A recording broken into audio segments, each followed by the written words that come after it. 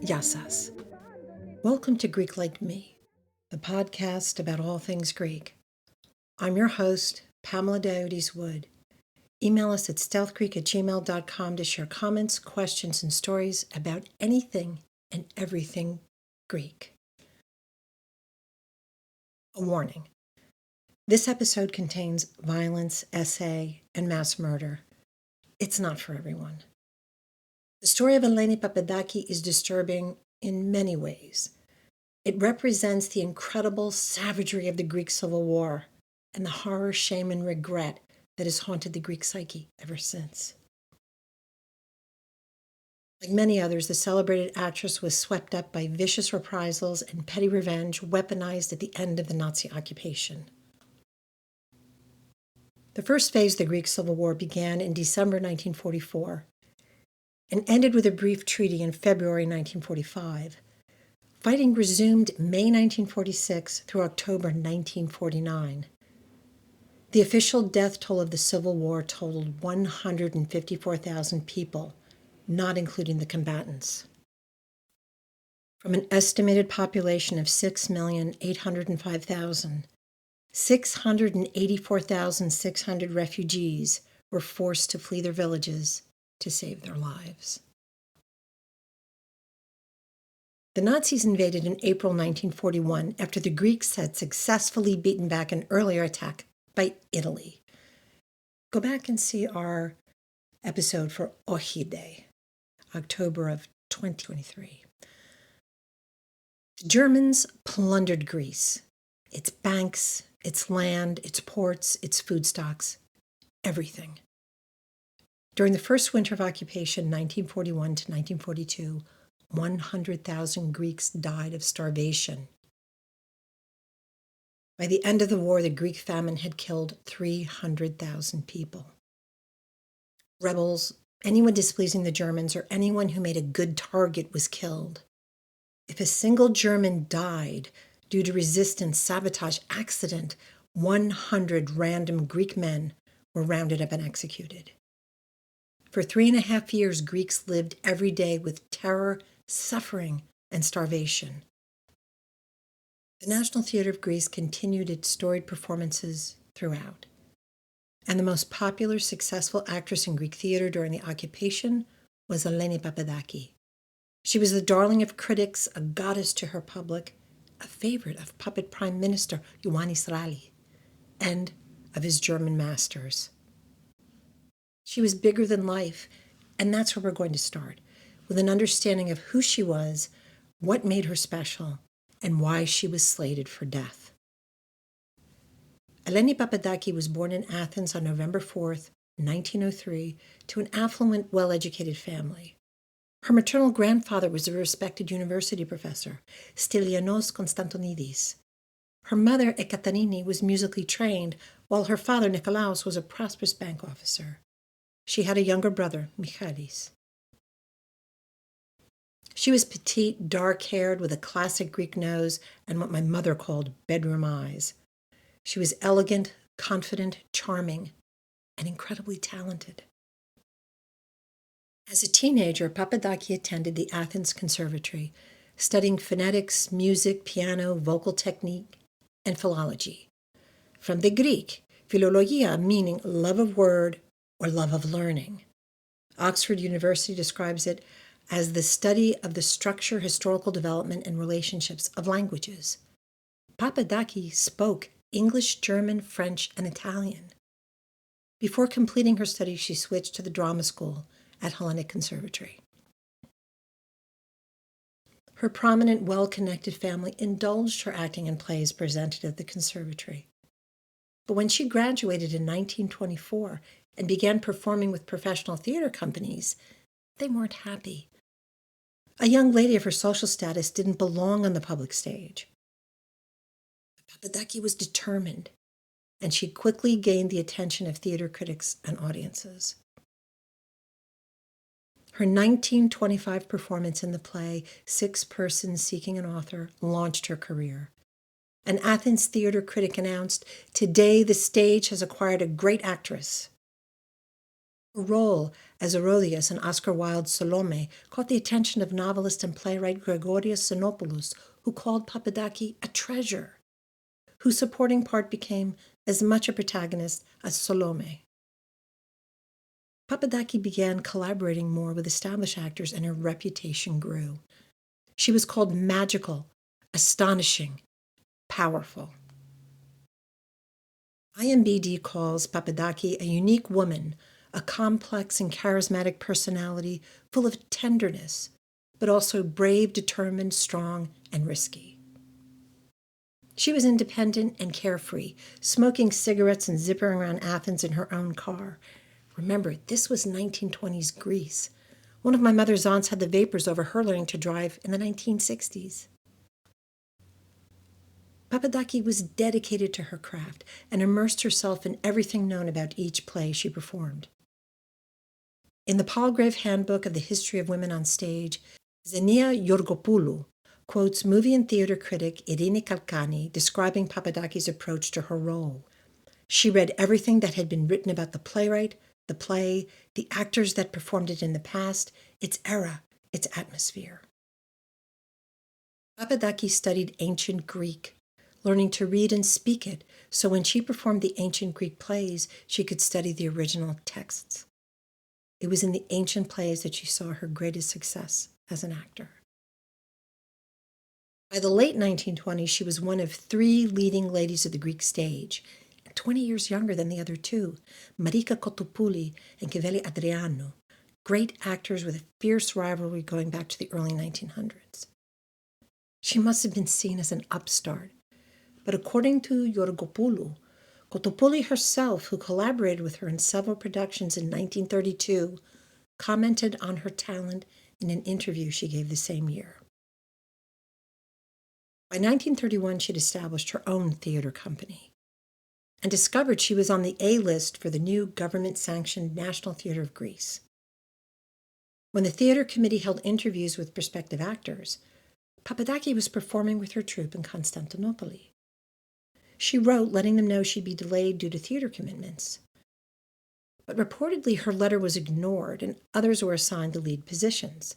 The press was outraged. The public followed suit.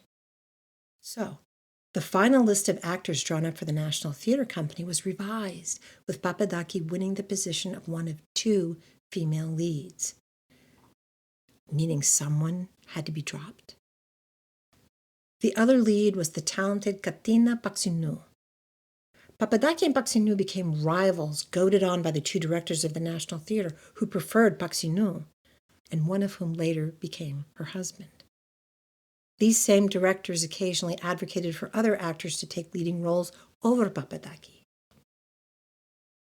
IMDb says many attempts were made to upstage her over the years by people who had power and/or connections in the theatrical business. It was well known that Papadaki was the target of hostile behavior from her colleagues.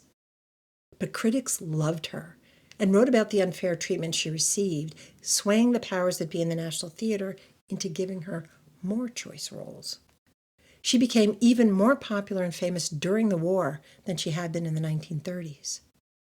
As her fame grew, so did the suspicions and resentments of her colleagues. Where did all this hostility come from? She was young and exceptional, preferred by critics and audiences. She was an easy target, assumed to be right-wing because of her background, education, and social position, while many actors were starving artists who leaned left. Greece already had a bad taste in its mouth regarding the right wing leading up to the war for good reason. Papadaki had gone to a German school well before the rise of the Nazis, but some claimed she believed herself superior to her colleagues. I don't know, but I do think she was clueless. The popular girl of great privilege who enjoyed success at every turn, seemingly without effort, careless of the effect on those around her. I don't know. Maybe she came off as snobby.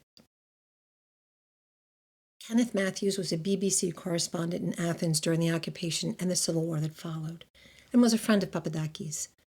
In his memoir, Memories of a Mountain War, Greece 1944 to 1949, he describes her as carefree and full of life, as a wonderful dramatic star, equally skilled at comedy. She spent a season before the war performing in London. Quote, she brought to London the very breath of the Mediterranean, the sunlight and the uninhibited warmth of temper. In between performances, an unnamed Greek ship owner lent her a Rolls-Royce. This is how privileged she was. The actor and reporter drove to Stratford-upon-Avon, where they visited the gardens and, quote, he listened in enchantment to Perdita's speech from A Winter's Tale, as she knew so much of Shakespeare by heart, and to which she gave a wild and unfamiliar music. He spent time with her again in Athens before the war, and seemed quite smitten.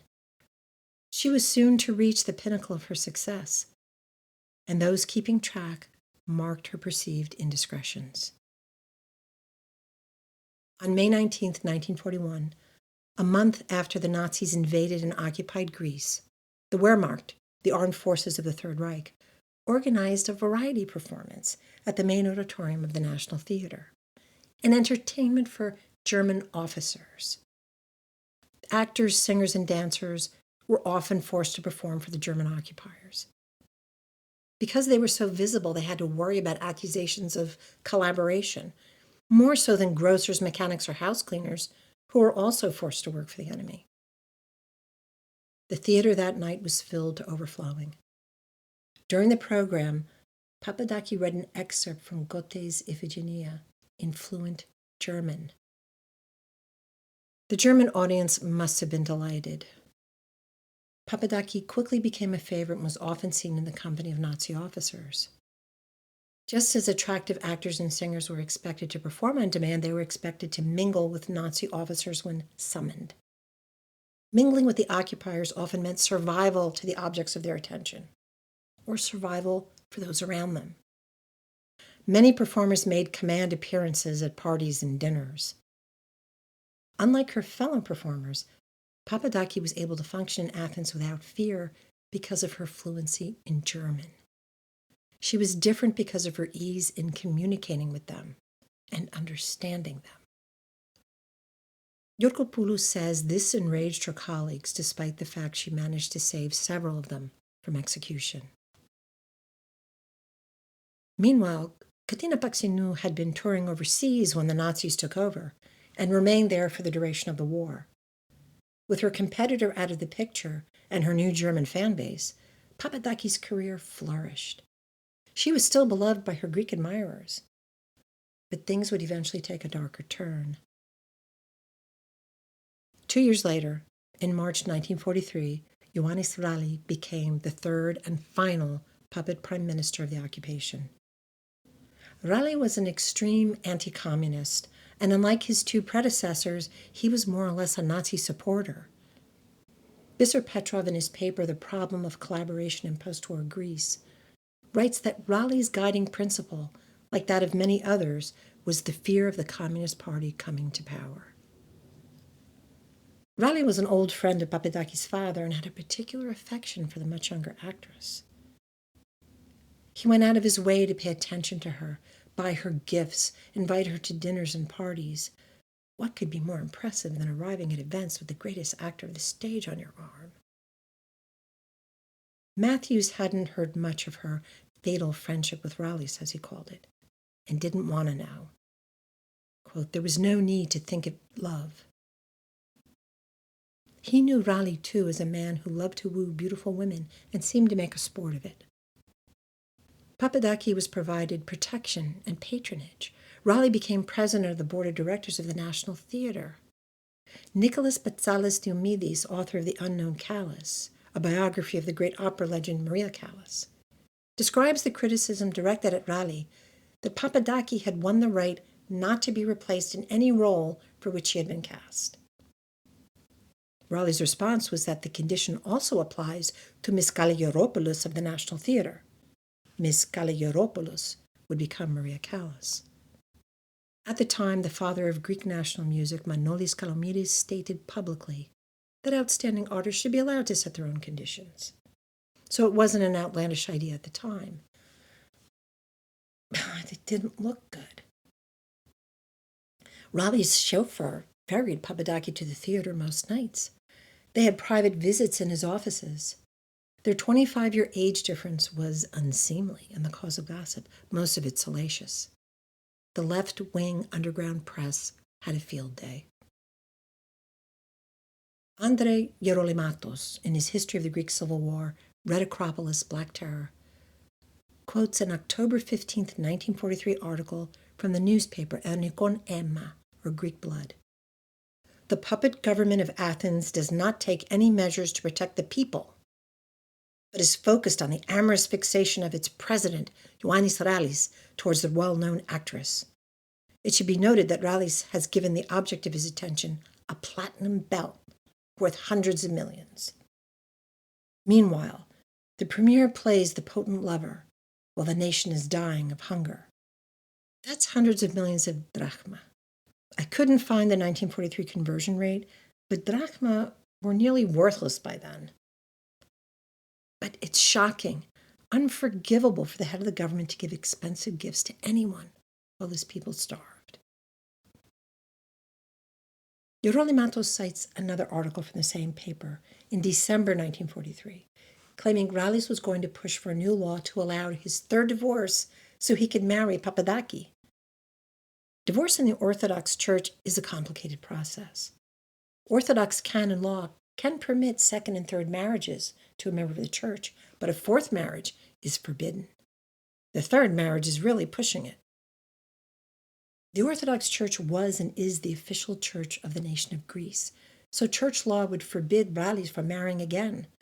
But many believed Ralli and Papadaki had already married in secret. There's no evidence backing any of these stories. Gerolimatos believes Papadaki was naive. Most of those who knew her well said she was never political. And while Ralli was reportedly hot for her, she didn't reciprocate. As a woman with social stature, would she accept expensive gifts from a man who was not her lover? There's no indication Ralli tried to put through a law challenging the Orthodox Church on divorce. But if she wasn't interested in him romantically, why did Papadaki put up with his overtures? A number of historians tell us she was able to save many lives because she was Ralli's golden girl. Remember what Georgopoulos said about her, the resentment of her peers, even though she had saved some of them. Gerolimatos writes, Papadaki exploited her relationship with Ralli and her German admirers to save hundreds of resistance members from execution, including some of her colleagues, spared because Papadaki had an in with the enemy. There were other situations where Papadaki tried to help her fellow Greeks. In September 1943, before those scandalous articles in the underground newspaper, Papadaki headlined a charity benefit along with famous actor Dimitris Mirat and Maria Callas.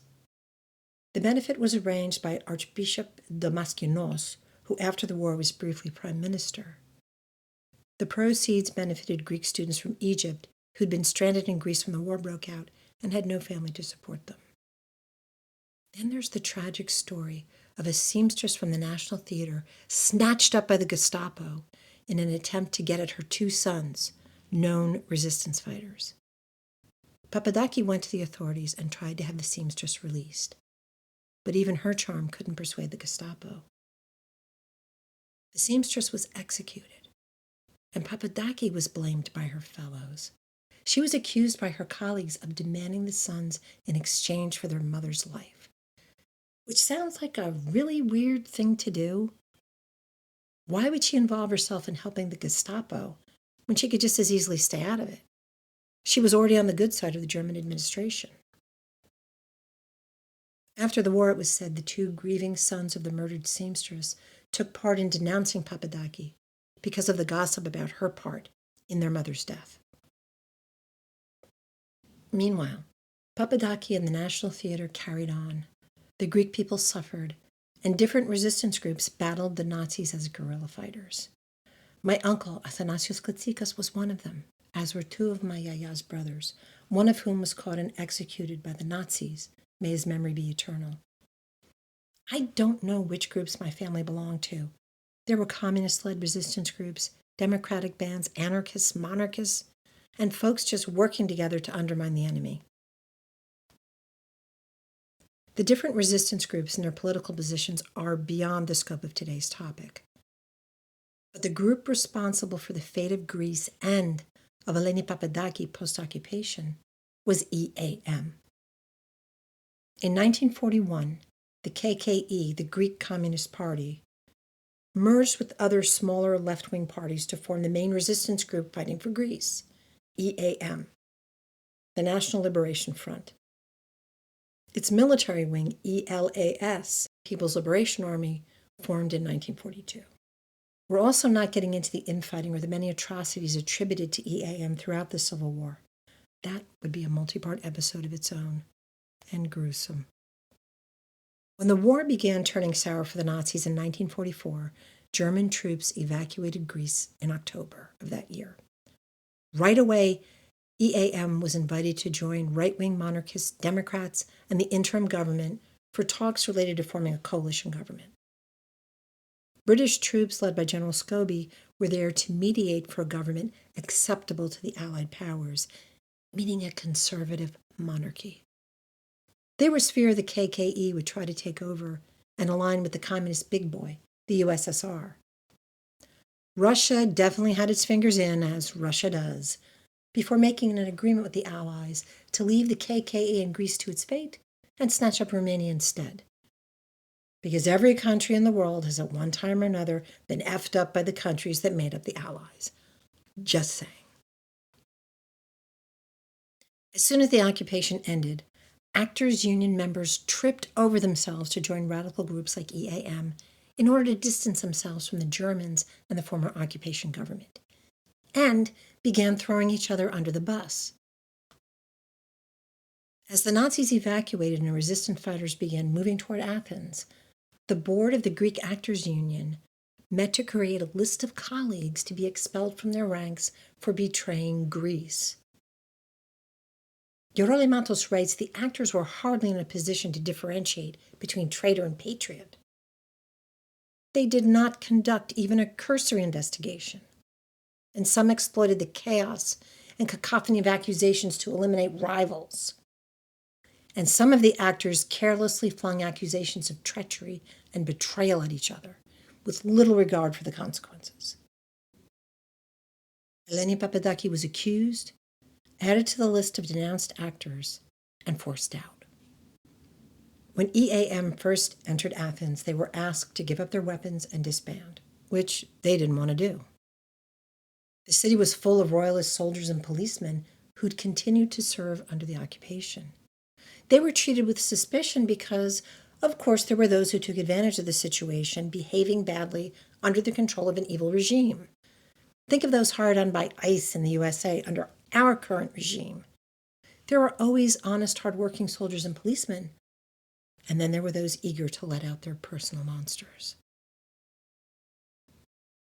On December 3rd, 1944, EAM organized demonstrations against the interim government. Many locals joining the protests were suspicious of the Brits.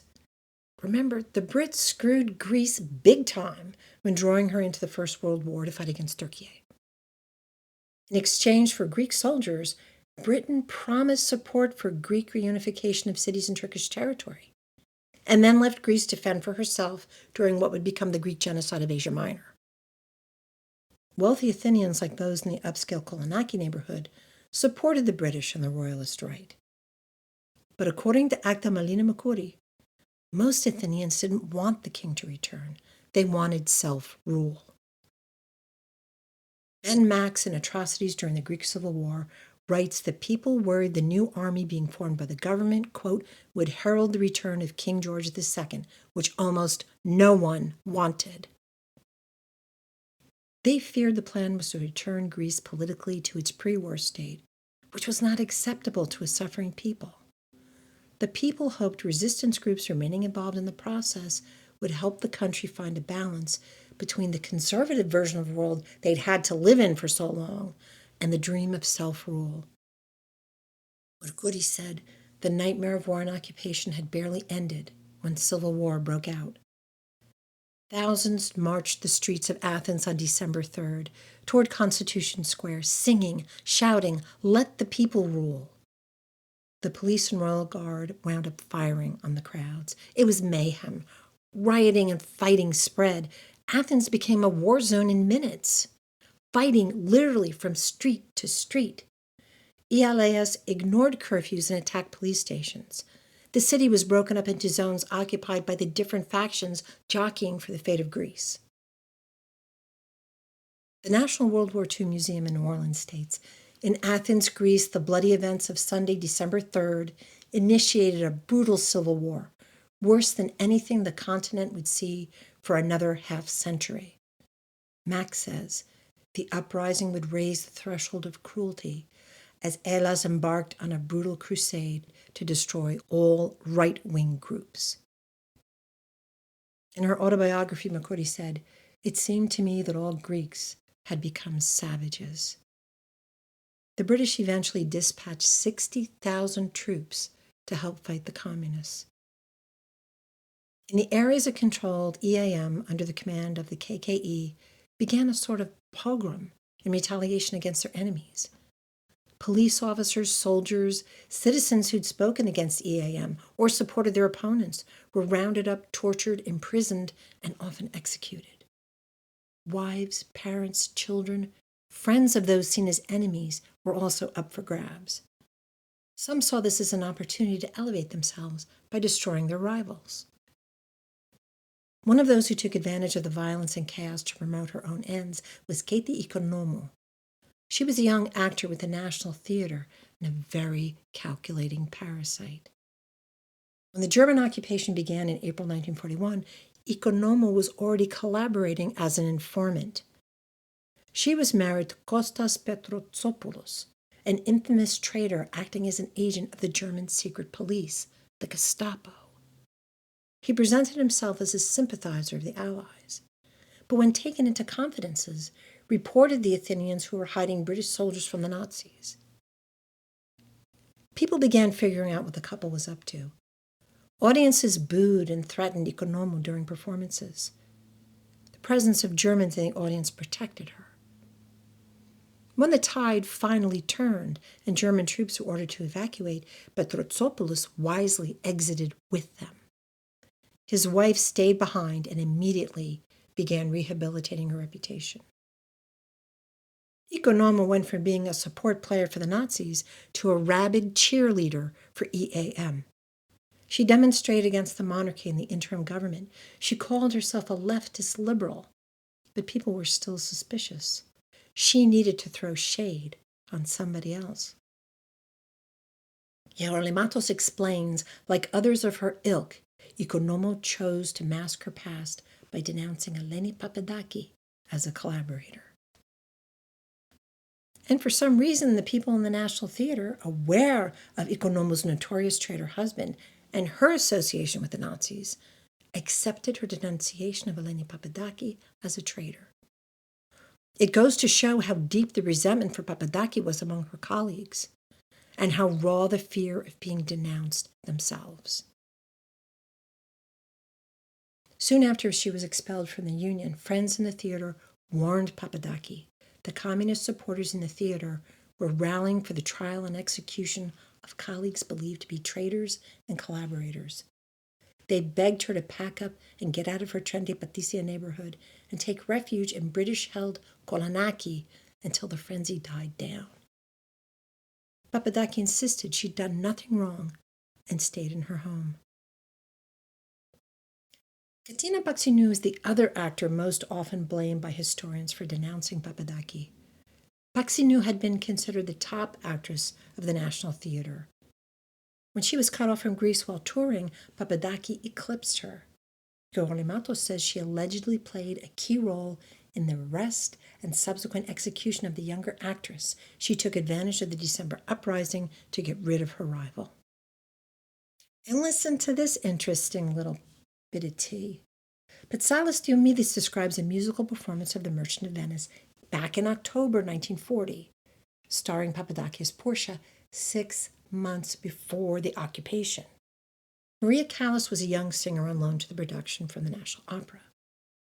Rumors began spreading in the 1950s, over 10 years later, that Papadaki didn't sing her own part, that Callas stood in the wings and sang for her. This was never said until the 1950s. Another actor performing that night, Maria Alceu, called this a lie.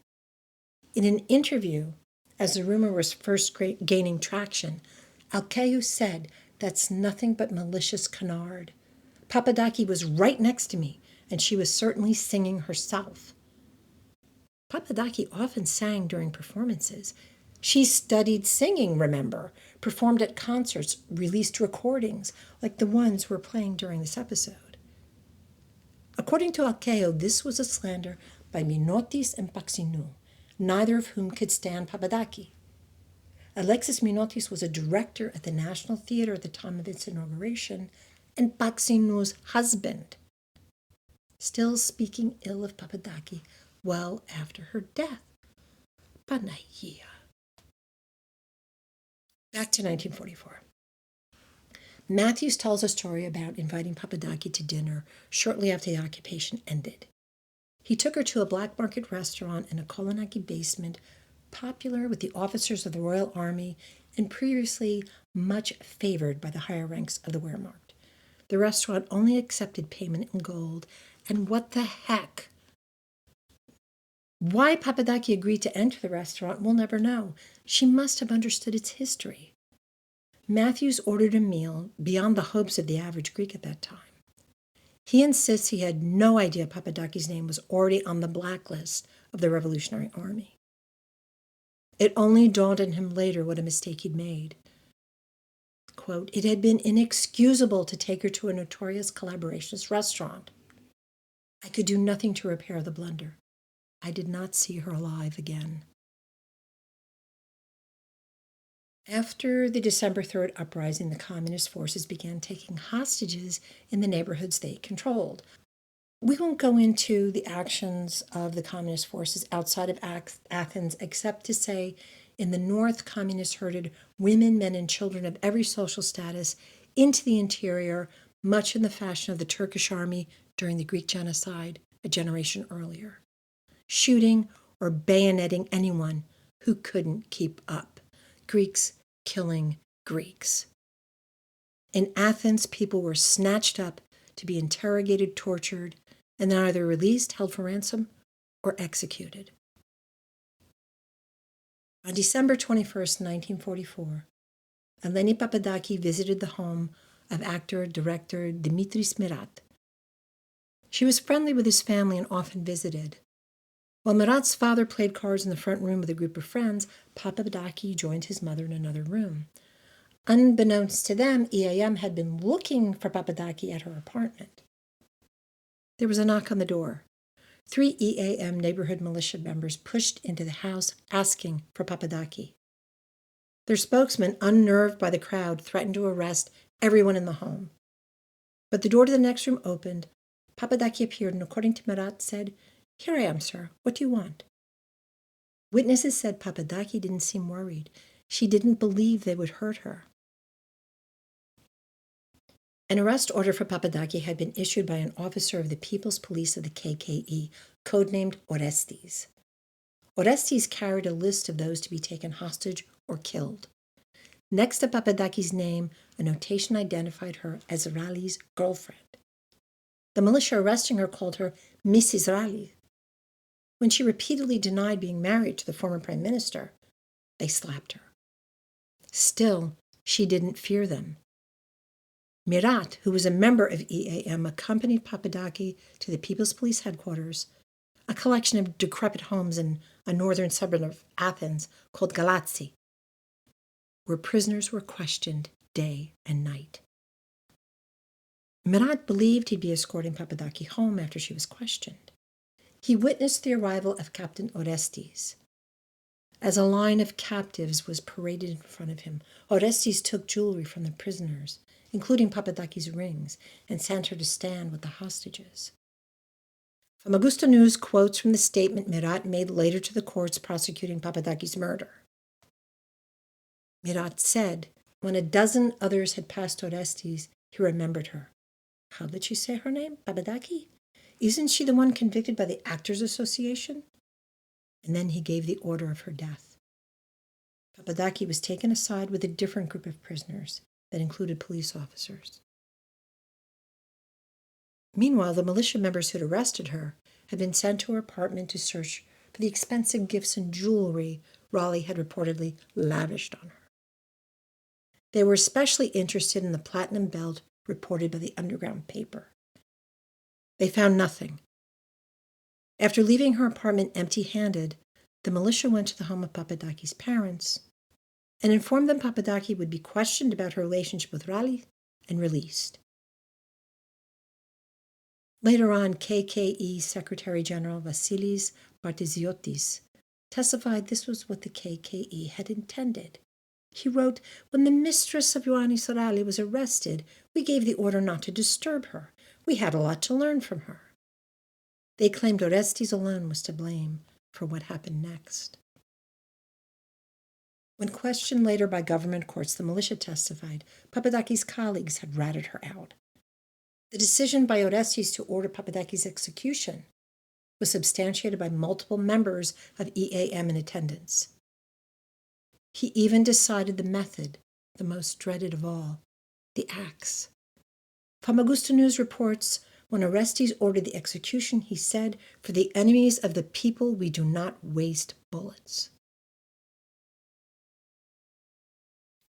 In the morning, Papadaki and the rest of the prisoners condemned by Orestes were pushed into black taxicabs and driven to a deserted location on the property of a nearby oil refinery known as the KKE Slaughter Center. What follows is graphic if listeners want to skip ahead. Yet we've left out details we felt were too gruesome to be included. At the deserted oil refinery, the prisoners were dragged from the taxis. Dozens of trenches had already been dug out of the cold earth. The procedure was prisoners were stripped, tortured, then forced to kneel with their heads resting on large stones to either have their throats slit or be decapitated. Many were dismembered before they were hacked to death with axes and shoved into the trenches. Some were buried alive. It was up to the whim of each executioner how quickly or how horribly each victim would die. A former grocer named Makaronis was the executioner assigned to Papadaki. Yorole Matos describes the scene based on witness testimony, including that of Makaronis. She arrived in a car squeezed between two members of the civil guard. She was clutching her fur coat to ward off a devil of a cold day. Orestes arrived in another car and took her coat from her. Then he told her to strip. This is when she finally broke down and began to scream. The guards seized the poor woman and dragged her a few yards to the side of an open pit. They tore off the rest of her garments and for a few minutes left Papadaki shivering and whimpering, waiting for the inevitable blows from the axe. At his trial, Makaronis testified he felt sorry for Papadaki and decided not to use the axe. He told the court he sat her at the edge of the open pit and fired a single bullet into her right temple, killing her instantly, then dropped her into a trench. Historians pose the theory Makaronis was only trying to impress the court that he wasn't such a bad guy. Evidence later collected caused the people of Athens to realize her death had actually been much more grisly. Papadaki had been on the list of the missing for a month. Many assumed she was dead. In January 1945, her body was found in a field of shallow mass graves surrounding the oil refinery. She was nude, except for a slip pushed up over her chest and a garter belt. She had been sexually assaulted and decapitated. Large patches of skin had been stripped from her body just before or just after her death. The cruelty and sadistic manner of the death of someone celebrated by the people of Athens for nearly 2 decades turned sympathy away from the Communist Party and EAM. According to Yorgopoulou, Papadaki had a long-term boyfriend unmentioned in most sources. Sam Bradenberg was a violinist in the orchestra of the Athens Conservatory and had been seeing Papadaki since 1937, and throughout the time she'd been accused of being Rale's lover. It was Bradenberg who identified her body, according to Polybios Marsan biography of Papadaki. I found online rumors that she had been bisexual, but couldn't confirm in any of the English language sources I used. There were mass graves throughout the formerly KKE-controlled area of Athens.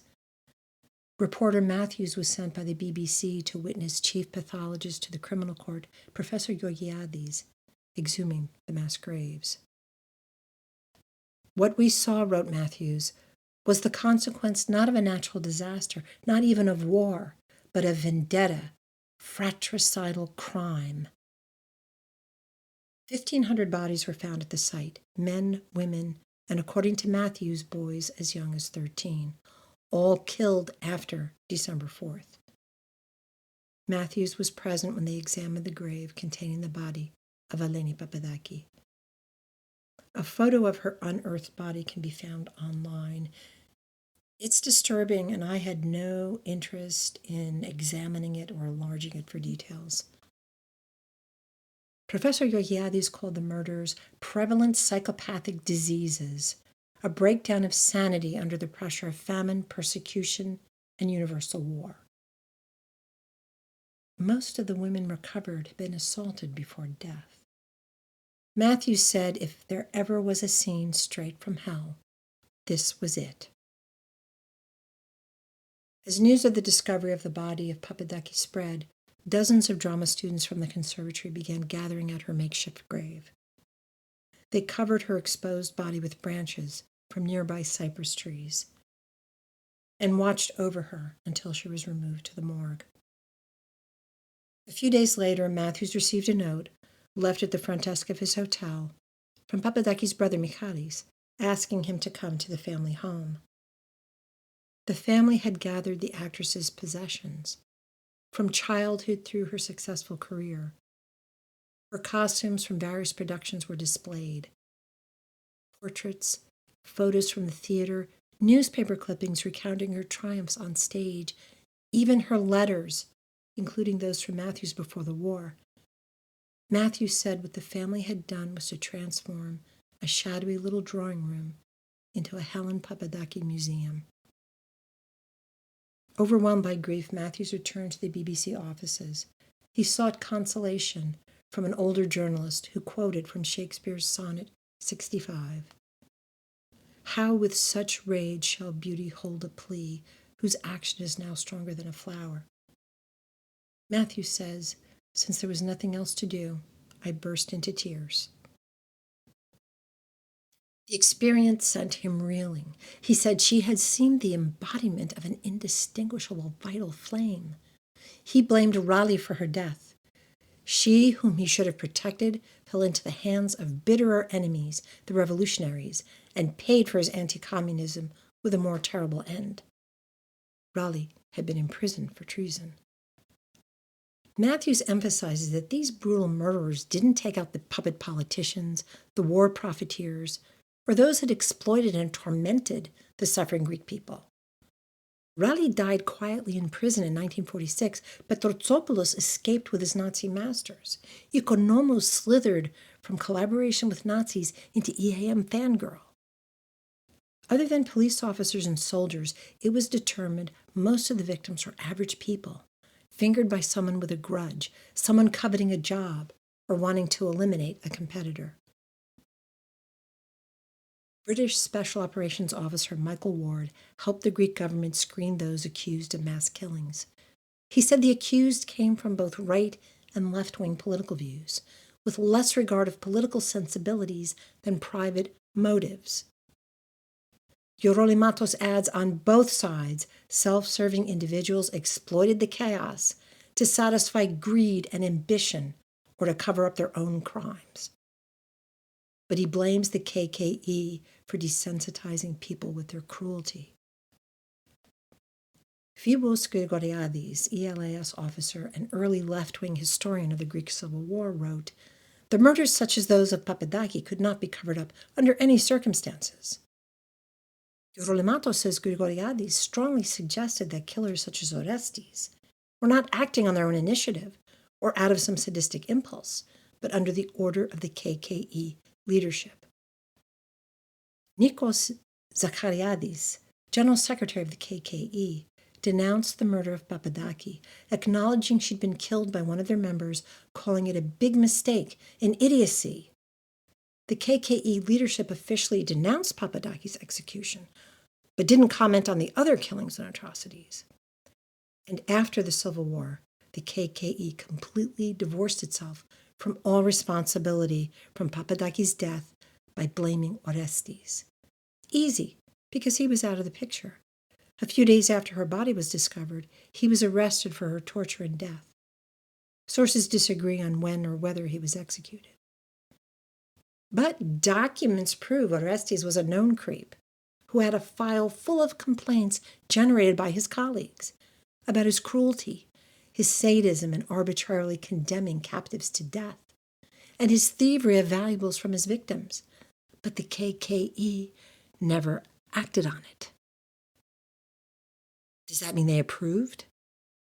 Eurolimatos says, according to other members of the KKE who spoke later, 22-year-old Captain Orestes was a sadistic killer who was less interested in Papadaki's guilt or innocence than in her fur coat. Later, the KKE claimed Orestes was an agent of the British who'd killed Papadaki to make them look bad.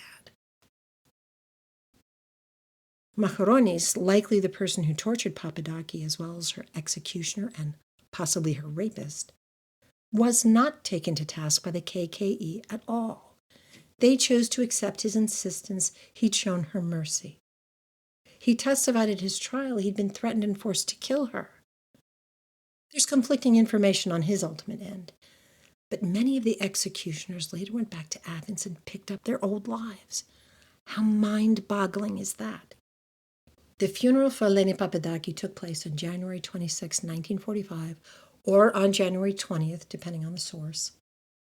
Georgopoulos says her murder divided the theatrical world. Many luminaries of the Greek stage were in attendance, though I couldn't find the names of the two accused of denouncing her on the list of mourners. Melina Mercouri was there, and Dimitris Mirat with his sister. Famagusta News claims Miranda Mirat had been another accuser who regretted her accusations and publicly stated that she was seduced by the communists. Writer-director Alexis Solomos cried out at her funeral, "Eleni, forgive us." Journalist Achilleos Pamakis said, "You are a victim of a vulgar and indecent artistic envy. You erased them from the stage and they erased you from life, so that your audience would not have you as a measure of comparison, of superiority." A statue of Papadaki costumed as Regan from King Lear by sculptor Vangelis Mostakas marks her grave. Supporting the statue is a marble block carved with her name atop a larger marble block marked with a simple cross. Beneath this lies a marble slab. Poet and playwright Angelos Sikilianos wrote an epigram in her honor, later carved into the slab. "Remember, O Lord, the moment the blade of the slayer shined and the god of tragedy appeared. Remember, O Lord, the time that suddenly the 9 sisters bent over to decorate her with the wreath of the centuries." The 9 sisters are the 9 muses. The wreath of the centuries is the laurel wreath, symbolizing victory. Papadaki has been memorialized with tributes, plays, documentaries, and by the National Theatre, whose Eleni Papadaki stage sits on the ground floor of the Rex Theatre. Why did Eleni Papadaki die? Was it because she was a collaborator, or the ego of a cruel 22-year-old who held the lives of prisoners in his hands? Was it KKE's carelessness, or their callousness towards the Greek people? Or was it simply petty revenge and jealousy that ended her life? Actor Sofia Spanudi told a friend of Papadaki that a fanatical actor admitted her colleagues took her to trial, convicted her, and executed her. Olympia Papadouka, actor member of EAM, believed it was easier blaming the communists for her death, when Papadaki's behavior with Rurali and the Nazis had been her undoing. Georgopoulou says Papadaki, who had never expressed her political thoughts, lost her life on political grounds. Famagusta News states there are many who claim this was a game of envy and jealousy which at some point escaped from every control. Papadaki's biographer believed her murder was caused by the envy of her colleagues, and he says no one tried to save her. The legacies of Eleni Papadaki's enemies are tainted by her death, but so is her celebrated talent. Every examination of her triumphs on stage and in the details of her horrific death. In Greece, Papadaki seems mostly considered an innocent victim of the vicious reprisals of jealous colleagues who sacrificed her to preserve their own lives and reputations. The liberation of Greece from occupation went from being cause for celebration to shameful excess of violence and revenge, and Papadaki's death is just one glaring instance of it. Thanks for listening. Greek Like Me is a Stealth Greek production. This episode was researched, written, and narrated by me, your host, Pamela Diodes Wood. Our producer, photographer, and post-production editor is Douglas John. Visit our website at stealthgreek.com for resources, photos, links, and more. You can see more photos of Eleni Papadakis there and links to some of her music. We're on YouTube, Facebook, and we're on Instagram at Greek_like_me. Please rate, like, and subscribe. It helps us so we can keep making content about Greeks and Greek culture. See you next time. Yes.